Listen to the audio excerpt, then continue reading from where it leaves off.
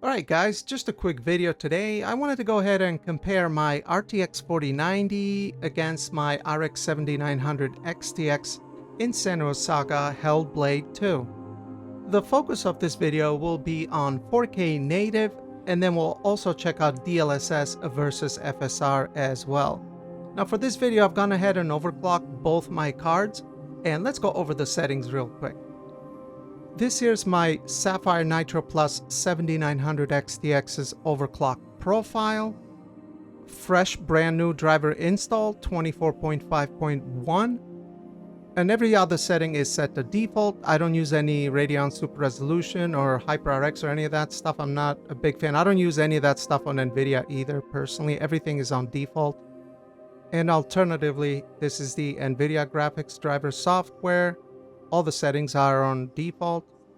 And for the overclock, I've just maxed out the power limit, plus 270 on the GPU core, and plus 800 on the memory clocks. And with that, let's get into the comparison. We'll begin with the settings here. 4K native with TSR, 100% resolution scale, variable rate shading is on, and we're running the high global graphical preset, which is as high as you can go in this game. And what I've done is I've chosen two 4K native parts. So this first part will be essentially going from point A to point B. It's a very consistent experience. You're not going to see a huge variability between the frame rate. But the next part is a cinematic that comes right after this walk, where the frame rate can actually go from as high as 60 all the way to the 40s. So I wanted to add something like that as well, and to compare the differences because it can be kind of interesting. But in this particular case, the 4090 was ahead by 24% on the averages and 18% on the 1% lows. And as you can see here, both cards are overclocked. On the 7900 XTX, we're going as high as 2.7, mid 2.7, 460 watts. The 7900 XTX Nitro Plus can pull quite a lot of wattage if you overclock it. Then on the 4090, we seem to be hitting around 400 watts with a 2.97 gigahertz overclock on the GPU core. And as far as VRAM, actually, this game does really well. Unreal Engine 5 games do really well on VRAM, which is very surprising because, I mean, there's more detail in this game than any other game that I've ever seen. And yet, it's not using more than 8 gigabytes of VRAM on either GPU. So that is very interesting. How they do that. But anyway, let's go ahead and check out the cinematic and see how the performance is on that part of the video and how the differences compare. Is it going to be the same? Well, let's find out. For this next part then, we're running the same exact settings, and it's a kind of a disturbing cinematic actually. This is at the beginning of chapter 3. Like, I think the game has 6 chapters, so technically I suppose this is sort of a spoiler, so apologies for that. But as far as the performance between the two, I ran this entire cinematic all the way to the end, and usually that's where I record the averages and 1% lows that I'm comparing here. And we had the 4090 was ahead by 25% on the averages and 25% on the 1% low. So very comparable to the first part that we took a look at. And yeah, that's actually kind of interesting, although not that surprising between these two based off my own experience comparing both of these cards. 4090's been around 25, maybe 30% on average. And then there are games like Ghost of Tsushima where AMD does really well and is able to even match the 4090. So as far as raw rasterization performance goes, 7900 XTX is a real beast actually, especially if you get one of these models that, are made to be overclocked. You can go really high. My only gripe with the RX 7000, well actually I've had a few gripes, but my biggest gripe with them has been the power consumption. The other gripes are fairly minor. One of them was my issue with stuttering that I had when I was recording footage. I might actually make a follow-up video to that because I did make a video previously. I made 2 of them showing how I was getting the stutters, and I believe I have found the solution.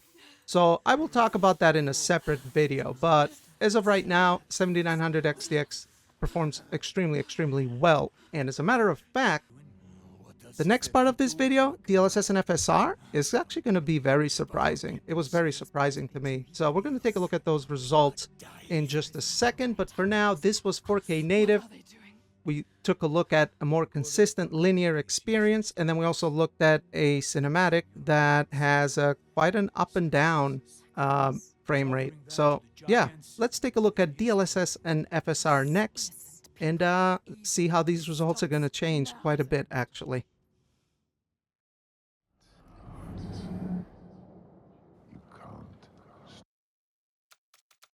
Alright, so for this one, we're going to go ahead and turn DLSS to quality on the 4090. Every other setting is exactly the same. Then we're going to go on the 7900 XTX and turn on FSR 3 to quality, with all the rest of the settings being the same again.